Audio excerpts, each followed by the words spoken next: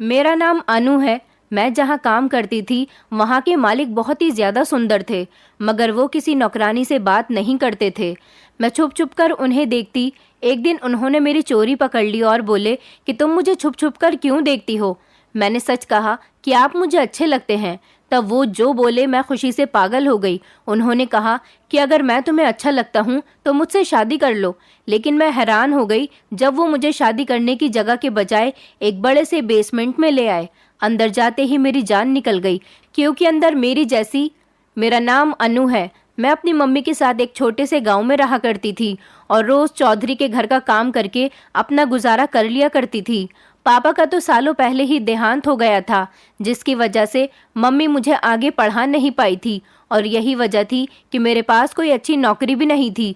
घर में 2 ही सदस्य थे, मैं और मेरी मम्मी। मैं गांव के चौधरी के यहाँ उनके घर का काम करती थी, नौकरानी के तौर पर, और मेरा और मेरी मम्मी का अच्छा गुजारा हो जाया करता था। मम्मी का कहना था कि अब मैं शादी कर लूं, मगर मुझे अभी ऐसा कोई शौक नहीं था। मुझे अपना अच्छा सा घर बनाना था। मम्मी का मेरे अलावा कोई नहीं था। उनके फ्यूचर के लिए कुछ करना था मुझे, उसके बाद ही मुझे कुछ सोचना था। मैं उन लड़कियों में से बिल्कुल भी नहीं थी जो बड़े होते ही शादी के ख्यालों में गुम रहती हैं।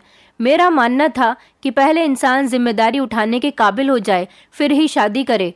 और मुझे लगता था कि अभी मैं जिम्मेदारी उठाने के काबिल नहीं थी, इसलिए मम्मी को हर बार लड़का देखने से रोक देती थी, जिस पर वो थोड़ी देर के लिए नाराज भी हो जाया करती थी, लेकिन बाद में खुद ही समझकर मान भी जाया करती थी।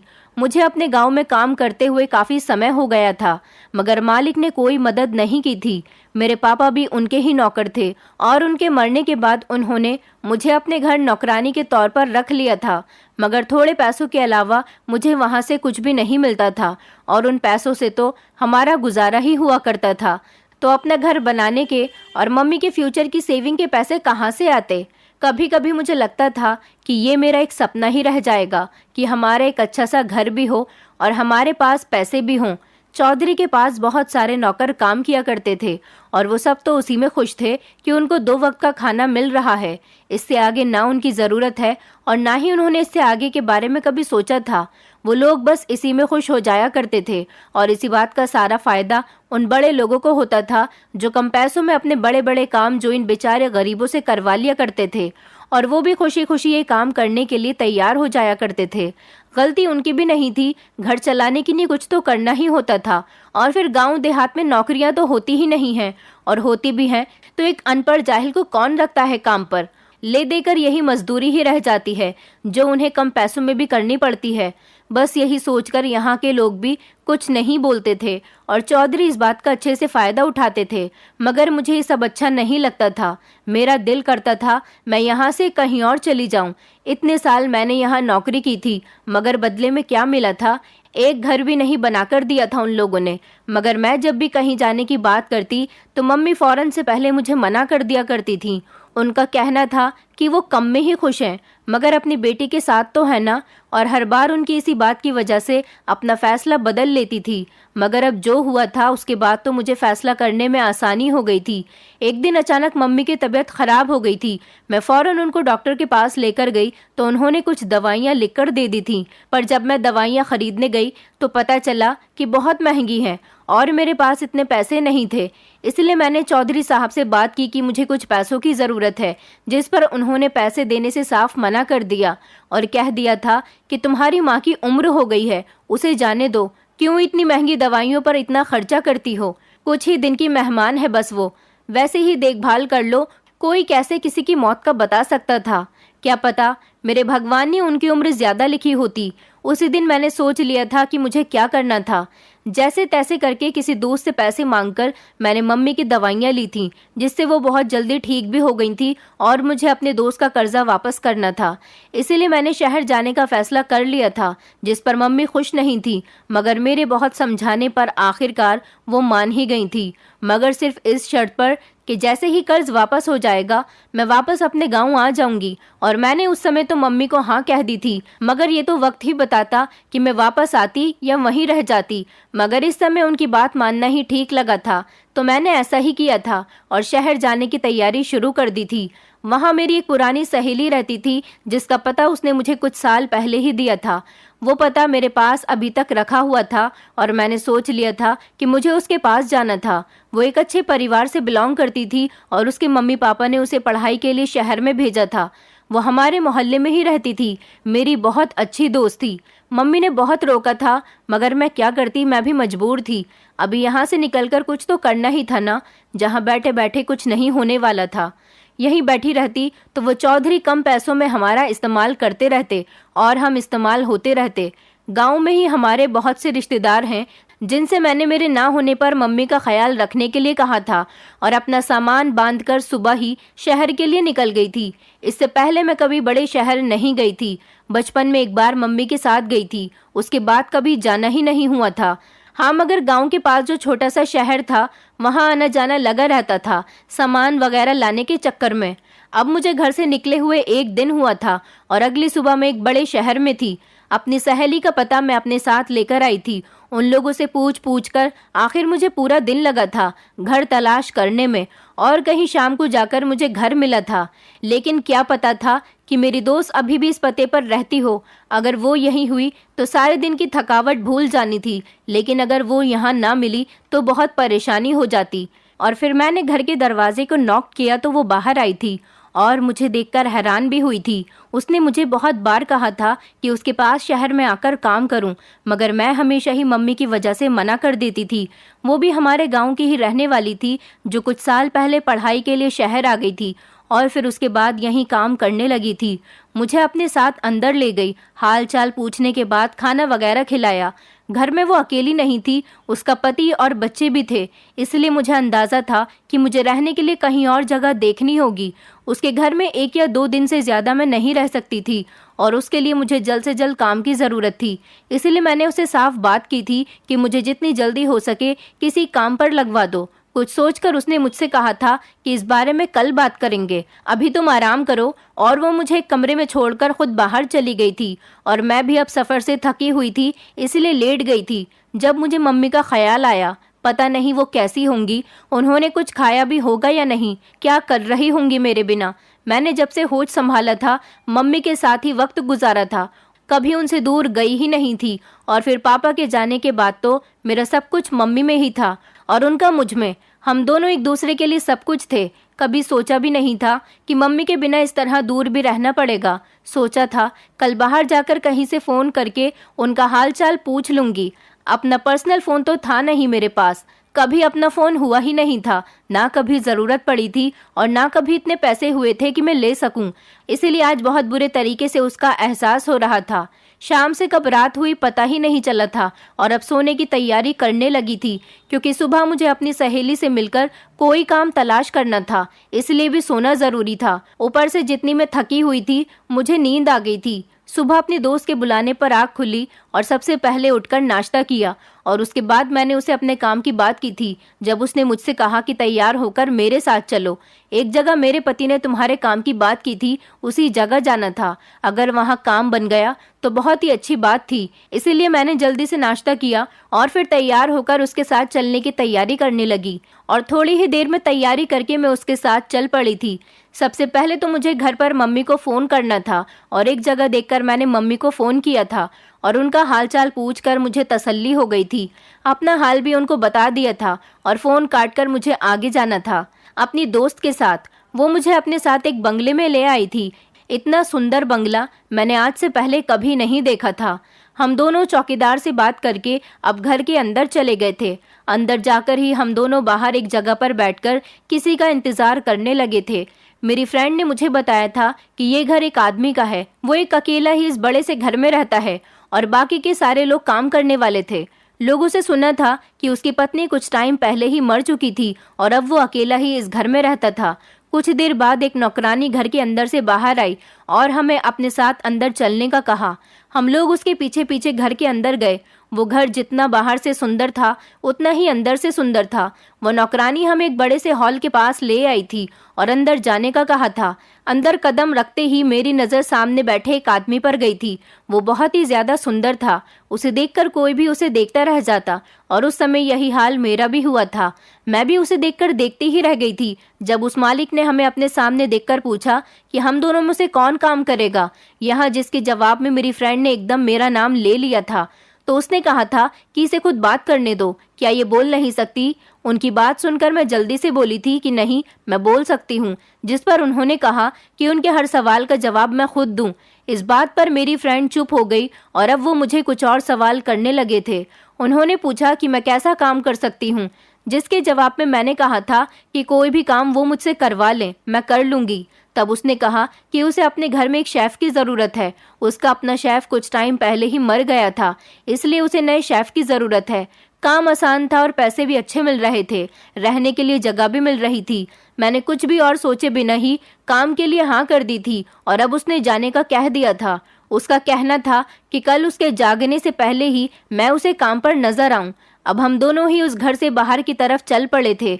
मेरी फ्रेंड का कहना था कि मैं खुशकिस्मत हूँ, इसलिए मुझे इतनी जल्दी इतना अच्छा काम मिल गया था, और उसका कहना था कि मैं आज ही अपना सारा सामान यहाँ पर शिफ्ट कर लूँ तो फिर मुझे परेशानी नहीं होगी।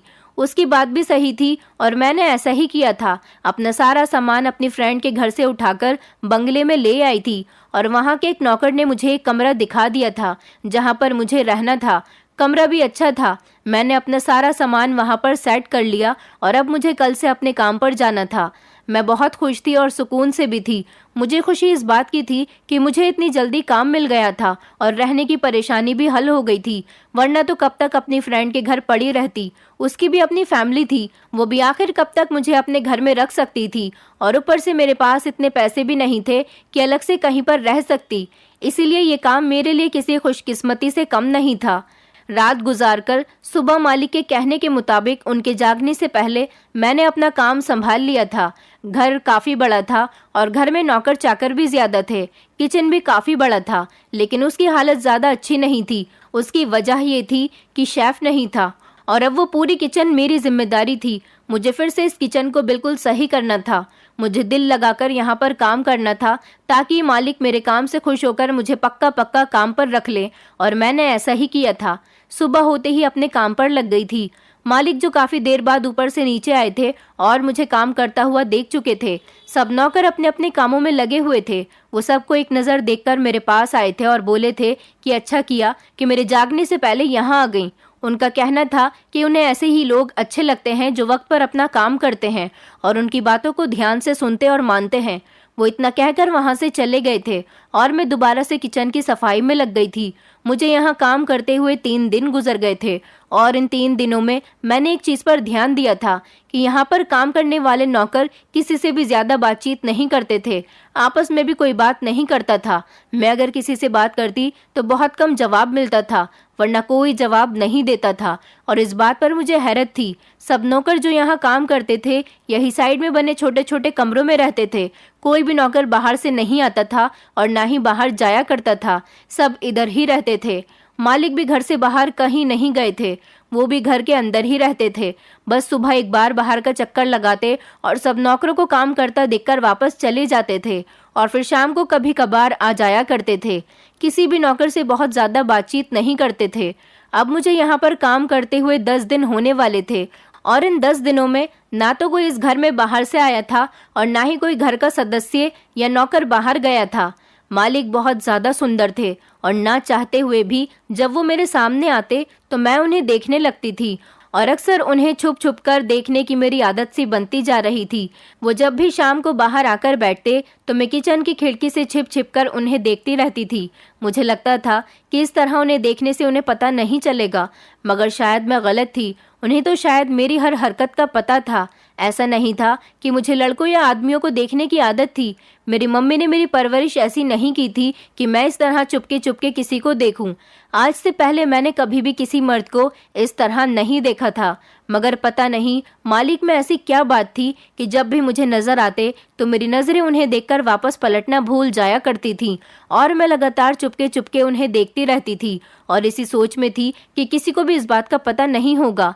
समय इसी तरह से गुजरता जा रहा था और मुझे दिन ब दिन मालिक और भी ज्यादा अच्छे लगने लगे थे। एक दिन मैं इसी तरह छिपकर मालिक को देख रही थी और वो कुछ देर बाद अपनी जगह से उठकर मेरी तरफ कदम बढ़ाने लगे थे। मुझे लगा कि उनको कोई काम होगा, तभी तो वो इस तरफ आ रहे हैं। मेरे पास आकर उन्होंने मुझसे पूछा कि तुम रोज मुझे चुपके चुपके क्यों देखती हो।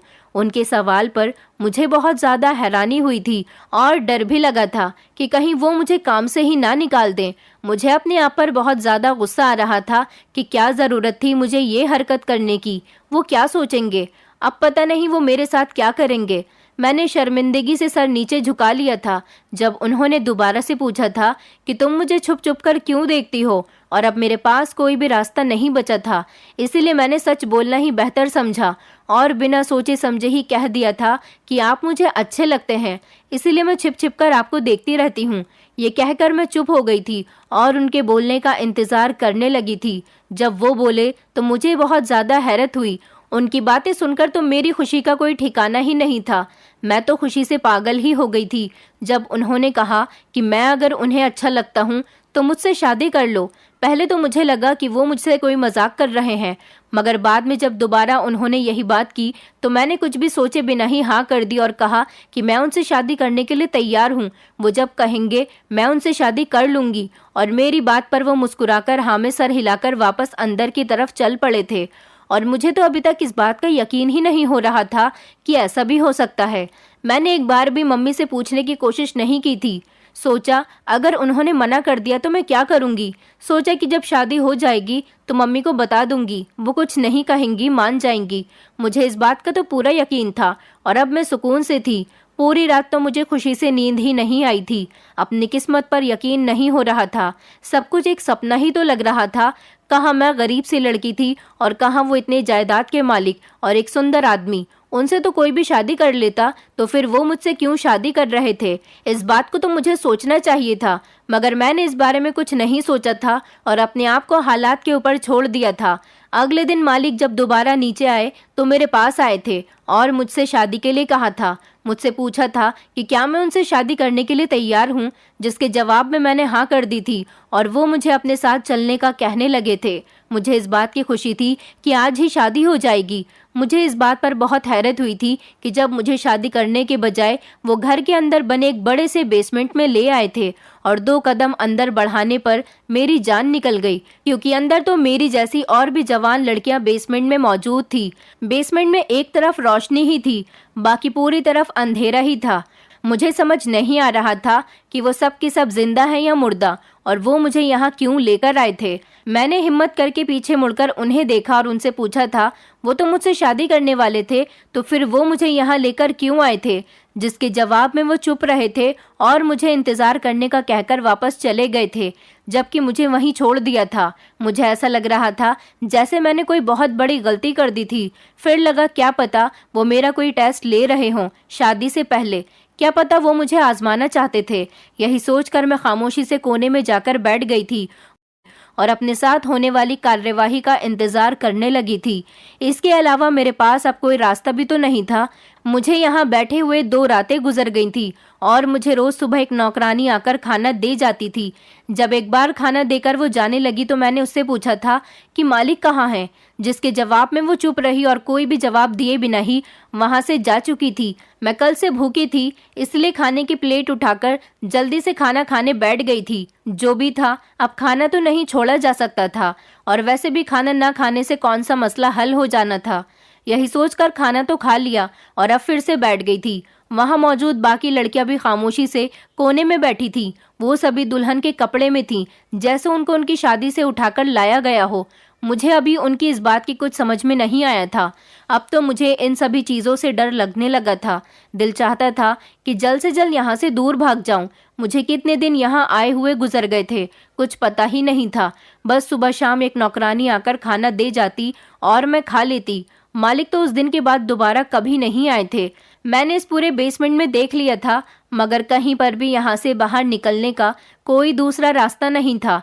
आज सुबह जब नौकरानी खाना देने के लिए आई तो साथ में मालिक भी थे। उन्हें देखकर कोई उम्मीद की किरण जगी थी कि शायद अब मेरा इम्तिहान खत्म हो गया हो और मुझे आज़ादी मिल जाए। नौकरानी खाना रखकर चली गई थी, जबकि मालिक मेरे सामने आकर खड़े हुए और मुझसे कहने लगे थे, आज रात को मेरी और उसकी शादी है और यही बात बताने के लिए वो आए हैं। उनका कहना था कि शाम को वो मुझे यहाँ से बाहर ले जाएंगे। मैंने चैन का सांस लिया था, मगर एक सवाल जो कब से मेरे दिमाग में था वो मैंने पूछ लिया था कि उन्होंने मुझे इतने दिन यहाँ क्यों रखा था और ये जो दूसरी लड़कियां थीं ये कौन थीं, इन सब के पीछे क्या कहानी थी। मालिक वापस जाने को पलटे थे, मगर मेरी बात सुनकर रुक गए और मुझे देखने लगे थे। और उसके बाद उन्होंने कहा कि एक लंबी बात है और उनके पास इतना वक्त नहीं है कि वो ये बात बताएं। लेकिन मैंने हिम्मत करके कहा कि मुझे जानना है, अगर वो मुझे सच नहीं बताएंगे तो मैं ये शादी नहीं करूंगी। मेरी बात पर वो मुस्कुराए थे और पास रखी एक कुर्सी पर बैठ गए थे। चलो तो मैं तुम्हें बता देता हूँ, तुम भी क्या याद करोगी। इंसान की ख्वाहिश तो पूरी होनी ही चाहिए। ये कहकर वो मुझे बताने लगे कि आज से कुछ साल पहले उसकी शादी हुई थी इस घर की मालकिन से। वो और मालकिन एक दूसरे से बहुत प्यार करते थे। मालिक मालकिन से बहुत प्यार करते थे, बल्कि अगर ऐसा कहा जाए कि सबसे ज्यादा प्यार वो मालकिन से ही करते थे। मालकिन भी मालिक से प्यार तो बहुत करती थी, मगर उन्होंने शादी से मना कर दिया था। वो मालिक से शादी नहीं करना चाहती थी। मालिक को उनकी बात समझ में नहीं आती थी कि वो ऐसा क्यों कर रही थी। मालिक ने बताया कि उन्होंने मरने की धमकी देकर उनको शादी से मना लिया था और वो मान गई थी। मालिक ने बताया कि वो बहुत खुश थे इस शादी को लेकर, और होते भी क्यों ना, वो मालकिन से इतना प्यार जो करते थे। उन्होंने बताया कि मालकिन से उनकी शादी हो गई थी, मगर किस्मत को कुछ और ही मंजूर था। शादी की पहली रात ही मालकिन उन्हें छोड़कर इस दुनिया से चली गई और फिर बाद में मालिक को पता चला कि मालकिन को कोई जानलेवा बीमारी थी, इसलिए वो मालिक से शादी नहीं करना चाहती थी। मगर मालिक की जिद की वजह से उन्होंने ये शादी कर ली थी और जाते जाते अपनी सारी दौलत मालिक के नाम पर कर गई थी, ताकि उन्हें आगे जिंदगी में कोई मुश्किल ना हो सके। मालिक ने मुझे बताया कि वो उनसे बहुत प्यार करते थे और इस तरह इतनी आसानी से उनके बिना कैसे रह सकते थे। मालिक जुनून की हद तक मालकिन से मोहब्बत करते थे। वो उनकी मोहब्बत में पागल से हो गए थे। वो कैसे भी करके मालकिन को वापस लाना चाहते थे और इसीलिए उन्होंने काले जादू का सहारा लिया था। उन्होंने एक पंडित से बात की थी और उन्होंने जो हल बताया था वो बहुत ही ज्यादा खतरनाक था। उस पंडित ने बताया था कि अपनी पत्नी को वापस जिंदा करने के लिए 12 नौजवान लड़कियों से पहले शादी करनी होगी और शादी की पहली रात ही उनको एक बेसमेंट में बंद करना होगा। ऐसा करने से उसकी पत्नी उसे वापस मिल जाएगी। मालिक ने बताया कि वो 11 लड़कियों को शादी करके पहली रात ही यहाँ कैद कर चुके हैं और अब उसकी बारी है। मैं वो 12वीं लड़की थी जिससे शादी करके उसे कैद करके इसके बाद वो अपने मकसद में कामयाब हो जाएंगे और उनकी पत्नी उन्हें वापस मिल जाएगी। मुझे उनकी बात सुनकर हैरत का झटका लगा था। ये आदमी किस किस्म की सोच रखता था और क्या फिजूल की बातें कर रहा था। मुझे तो इसकी दिमागी हालत पर शक हुआ था। सच में एक जुनूनी आदमी था। अब मुझे समझ में आया था कि वो लड़कियां जो दुल्हन के कपड़ों में यहाँ पर थीं वो क्यों थीं, और अब मेरा भी अंजाम यही होना था। मुझे सच में अब डर महसूस होने लगा था और उन्होंने मुझे ये सब इसलिए बताया था क्योंकि मैं वो आखिरी लड़की थी। मुझसे पहले ये राज उन्होंने किसी को भी नहीं बताया था और अब वो मेरे साथ भी यही करने वाले थे जो आज से पहले उन्होंने बाकी सबके साथ किया था। अपने अंजाम से ज्यादा मुझे उस पागल आदमी के अंजाम की फिक्र थी। वो जो कुछ भी कर रहे थे उसका अपना अंजाम भी बहुत बुरा होने वाला था। वो मुझे अपनी सारी बात बताकर अभी तसल्ली और सुकून से बैठे थे और अब उठकर जाने लगे थे और जाते जाते मुझे बोल गए थे कि आज शाम को मैं तैयार रहूं, वो मुझे लेने के लिए आएंगे। उनके चेहरे से ही खुशी का पता चल रहा था और अब वो बाहर की तरफ चले गए थे। मुझे अभी भी उसके कहे गए शब्दों पर हैरत हो रही थी कि कोई इस किस्म की सोच कैसे रख सकता है। आज के दौर में कौन ऐसा सोच सकता है। उसके जाने के बाद मुझे कुछ समझ नहीं आ रहा था कि क्या करूं। मौत तो जैसे सर पर खड़ी थी। मैं उससे भागकर भी कहीं नहीं जा सकती थी। इंतजार था तो बस उस समय का जब उस बेसमेंट से मुझे बाहर निकाला जाता, उसके बाद ही मैं कुछ कर सकती थी।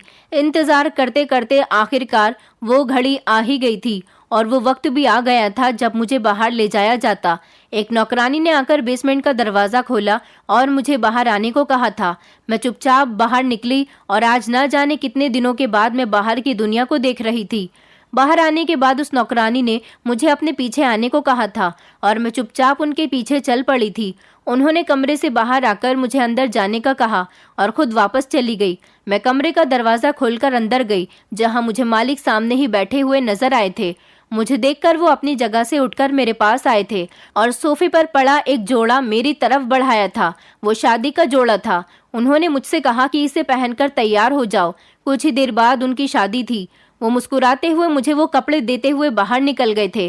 तभी मैंने इधर उधर देखा कि कोई तो रास्ता होगा बाहर जाने का, कोई खिड़की कुछ तो होगा, मगर वहाँ ऐसा कुछ भी नहीं था और दरवाज़ा भी बाहर से बंद था। अब मेरे पास यहाँ से भागने का कोई रास्ता नहीं था।